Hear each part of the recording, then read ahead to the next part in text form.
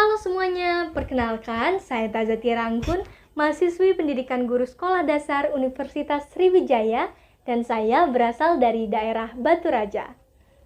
Hari ini saya akan membawakan sebuah cerita dengan judul Si Pahit Lidah. Pada zaman dahulu kala di daerah Sumedang, Sumatera Selatan, tinggallah seorang pangeran yang bernama Pangeran Serunting. Suatu hari, Pangeran Serunting menikahi seorang gadis desa yang bernama Siti. Dan Siti memiliki seorang adik laki-laki yang bernama Arya Tebing. Setelah menikah, Siti dan juga Pangeran Serunting tinggal bersama di istana. Dan akhirnya tinggallah Arya Tebing sendirian di rumah mereka yang berada di desa. Sebelum pindah ke istana, Arya Tebing dan juga kakaknya sudah sepakat untuk membagi dua lahan peninggalan kedua orang tua mereka. Lahan itu dibagi dua dan di tengah-tengahnya ditanam sebuah pohon sebagai pembatas. Lahan yang sebelah kanan menjadi milik Siti dan lahan yang sebelah kiri menjadi milik Arya Tebing. Pada suatu malam, hujan turun sangatlah deras.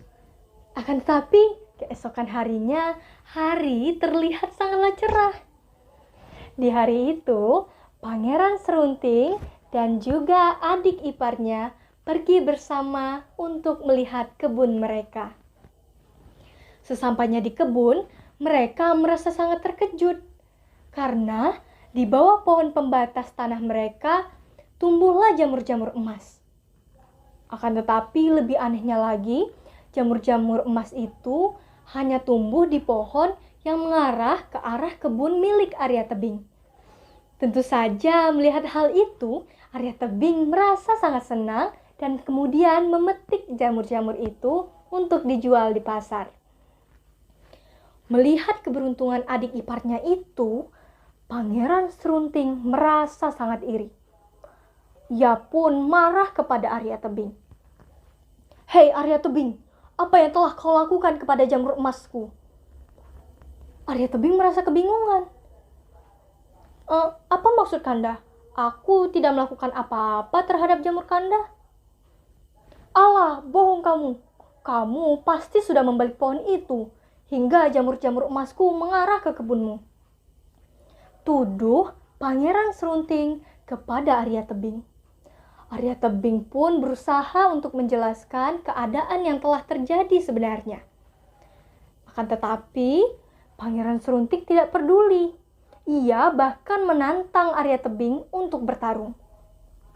"Arya Tebing, ayo bertarung denganku. 2 hari lagi kita bertemu di kebun ilalang untuk bertarung. Persiapkanlah dirimu, wahai Arya Tebing."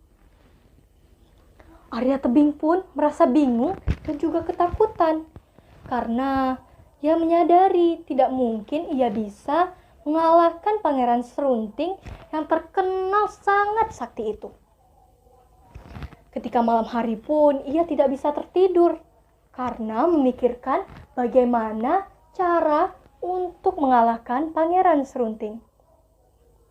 Tiba-tiba ia pun mendapatkan ide untuk bertanya kepada kakaknya tentang kelemahan suaminya itu.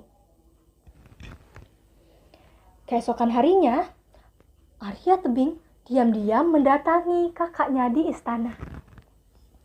Ia pun mulai bercerita tentang pertengkarannya dengan kakak iparnya itu.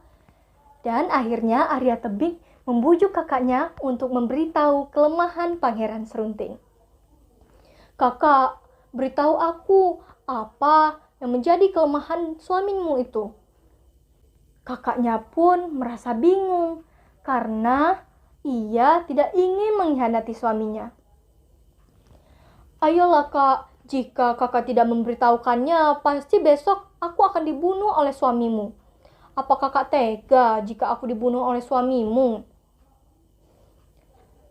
Siti pun tersentuh oleh perkataan adiknya itu.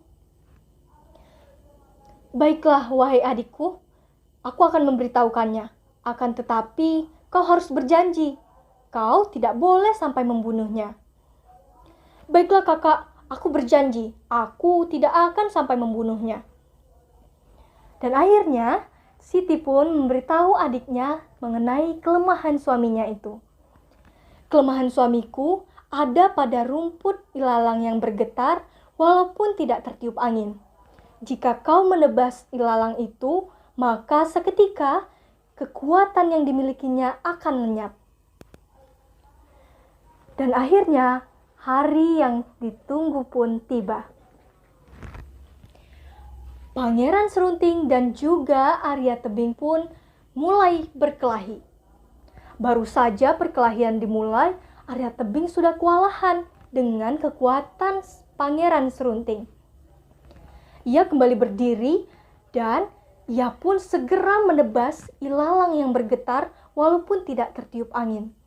Seketika, Pangeran Serunting pun jatuh tersungkur ke tanah dengan keadaan terluka parah. Karena merasa dihianati oleh istrinya, Pangeran Serunting pun pergi meninggalkan istana dan tanah kelahirannya menuju Bukit Siguntang untuk bertapa. Sesampainya di Bukit Siguntang, ia mendengar suara gaib dari Sang Hyang Mahameru. "Wahai anak muda, maukah engkau mendapatkan kekuatan gaib?"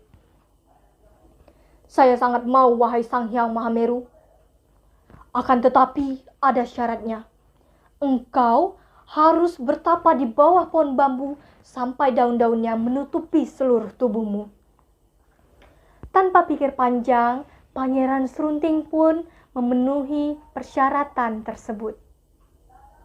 Tak terasa sudah 2 tahun ia bertapa di bawah pohon bambu, dan akhirnya Sang Hyang Mahameru pun kembali mendatanginya. "Wahai anak muda, karena engkau telah melaksanakan persyaratan yang telah aku berikan dengan baik, maka aku akan memenuhi janjiku untuk memberimu kekuatan." "Kekuatan seperti apa itu, wahai Sang Hyang Mahameru?" tanya Pangeran Serunting. "Kekuatannya adalah setiap apapun yang engkau ucapkan akan berubah menjadi kenyataan. Tapi kau harus ingat, kau harus menggunakan kekuatanmu untuk berbuat baik kepada banyak orang." Pangeran Serunting pun menyanggupi persyaratan tersebut. "Baiklah Sang Hyang Mahameru, aku akan menepati janjiku untuk membantu orang lain." Dan akhirnya pun Pangeran Serunting kembali berjalan untuk kembali ke tanah kelahirannya. Di perjalanan, ia bertemu hamparan padi. Dan akhirnya ia mencoba kekuatan yang baru ia dapatkan tersebut. "Wahai hamparan padi, berubahlah engkau menjadi emas." Dan akhirnya seketika pun hamparan padi itu berubah menjadi ladang emas. Pangeran Serunting tidak mengambil emas-emas itu karena ia ingin membagikan emas-emas itu untuk warga desa. Ia pun kembali melanjutkan perjalanannya hingga akhirnya ia sampai di desa Karangagung. Di desa itu ia bertemu sepasang suami istri yang sudah tua renta, tetapi mereka belum memiliki anak.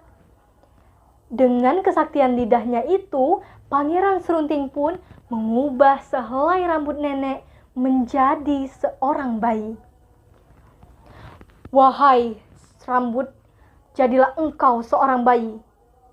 Maka seketika itu pun rambut nenek itu berubah menjadi seorang bayi.